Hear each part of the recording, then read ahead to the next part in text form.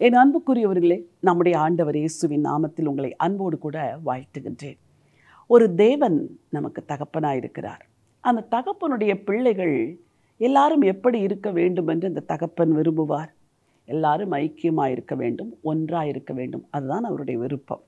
நம்முடைய ஆண்டவர் இயேசு கூட நாம் எல்லாரும் ஒன்றாக இருக்க வேண்டும் என்பதற்காகவே சிலுவையில் ரத்தம் சிந்தினார். ஒரு வசனத்தை உங்களுக்காய் வாசிக்க விரும்புகிறேன். யோவான் 17:21. அவர்கள் எல்லாரும் ஒன்றாய் இருக்கவும், பிதாவே, நீர் என்னை அனுப்பினதை உலகம் விசுவாசிக்கிறதற்காக நீர் என்னிலேயும் நான் உம்மிலேயும் இருக்கிறது போல அவர்கள் எல்லாரும் நம்மில் ஒன்றாய் இருக்கவும் வேண்டிக் கொள்கிறேன். ஆண்டவர் இயேசு கிறிஸ்து தேவனை பிதா என்று அழைக்கிறார். நீங்கள் தேவனை எப்படி அழைக்கிறீர்கள்? பிதா என்று அழைக்கிறீர்கள். அப்படி என்றால் ஆண்டவர் இயேசு உங்களுக்கு யார்? அவர் ஒரு மூத்த சகோதரன். அந்த மூத்த சகோதரன் என்ன எதிர்பார்க்கிறார்? என்ன ஜெபித்திருக்கிறார்? பிதாவே, அவர்கள் எல்லாரும் ஒன்றாக இருக்கவும், நீர் என்னிலேயும் நான் உம்மிலேயும் இருக்கிறது போல அவர்கள் நம்மிலே இருக்க வேண்டும். என்ன ஒரு ஐக்கியம், என்ன ஒரு இணைப்பு, என்ன ஒரு பிணைப்பு! இதற்காக கிறிஸ்து இயேசு ஜெபம் செய்திருக்கிறார்.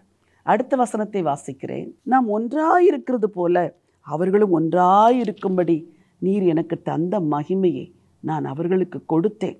ஒருமைப்பாட்டில் அவர்கள் தேறினவர்களாக இருக்கும்படி என்னை நீர் அனுப்பினதையும் நீரினில் அன்பாயிருக்கிறது போல அவர்களிலும் அன்பாயிருக்கிறதையும் உலகம் அறியும்படிக்கும் நான் அவர்களிலும் நீர் என்னிலும் இருக்க வேண்டும் என்று வேண்டிக் கொள்கிறேன். இந்த வசனம் ஒரு நெருக்கமான இணைப்பு. பிதா, குமாரன், பரிசுத்தாவியானவர், தேவனின் பிள்ளைகள், இவர்கள் எல்லாரும் ஒருவருக்குள் ஒருவர் ஒன்றாயிருக்கிற அந்த உறவுக்காக கிறிஸ்து ஜெபித்திருக்கிறார். நீங்கள் தேவனோடு ஒன்றாயிருக்கிறீர்களா? இயேசுவோடு ஒன்றாயிருக்கிறீர்களா? பரிசுத்த ஆவியானவரோடு ஐக்கியமாக இருக்கிறீர்களா? உங்கள் குடும்பத்தாரோடு ஐக்கியமாக இருக்கிறீர்களா? பிற விசுவாசிகளோடு ஐக்கியமாக இருக்கிறீர்களா? இந்த ஒன்னஸ் தேவன் தன்னுடைய பிள்ளைகளிடத்தில் அதைத்தான் எதிர்பார்க்கிறார். ஒரு தாய்க்கு 4 பிள்ளைகள் இருக்கிறார்கள்.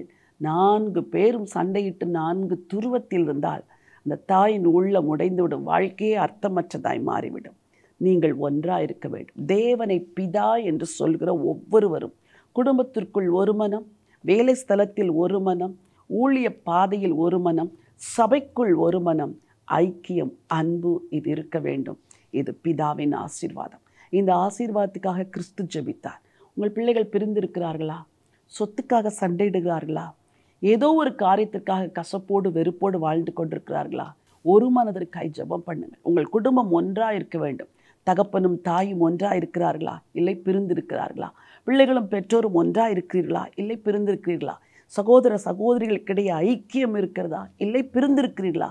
தேவனை பிதா என்று சொல்கிற எவருமே கசப்போடும் வெறுப்போடும் வாழக்கூடாது. நீங்கள் யாரையாவது பகைக்கிறீர்களா? இன்றைக்கு மனம் திரும்புங்கள். வெறுக்கிறீர்களா? இன்றைக்கு மனம் திரும்புங்கள். ஆண்டவர் உங்களிடத்தில் ஒரு மனதை எதிர்பார்க்கிறார்.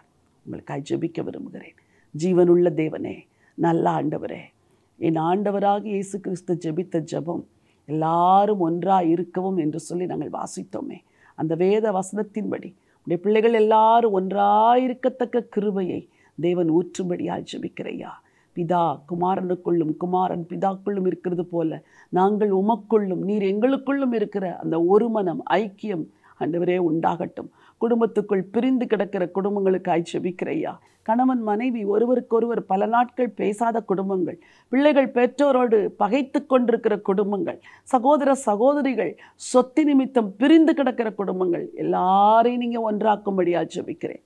உடைய கிருபை எல்லாரையும் ஒன்றாக்கட்டும் அப்பா.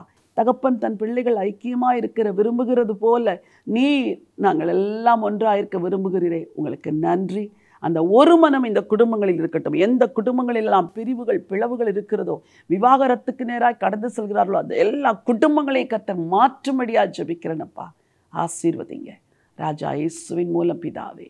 ஆமென், ஆமென். பிரியமானவர்களே, தேவன் உங்கள் பிதாவாக இருந்தால் நீங்கள் எல்லாரும் ஒன்றாக இருக்க விரும்புகிறார். யார் மேலும் கசப்பு வைக்காதிருங்கள், யாரையும் வெறுக்காதிருங்கள், யாரையும் தூஷிக்காதிருங்கள், எல்லாரோடும் ஐக்கியமாக இருங்கள். தேவன் நமக்கு பிதாவாக இருக்கிறார். ஒரு மனமே உங்கள் வெற்றிக்கு அஸ்திபாரம். இந்த நினைவோடு இந்த நாளை துவங்குங்கள். இந்த நாள் ஒரு வெற்றி நாள். God bless you.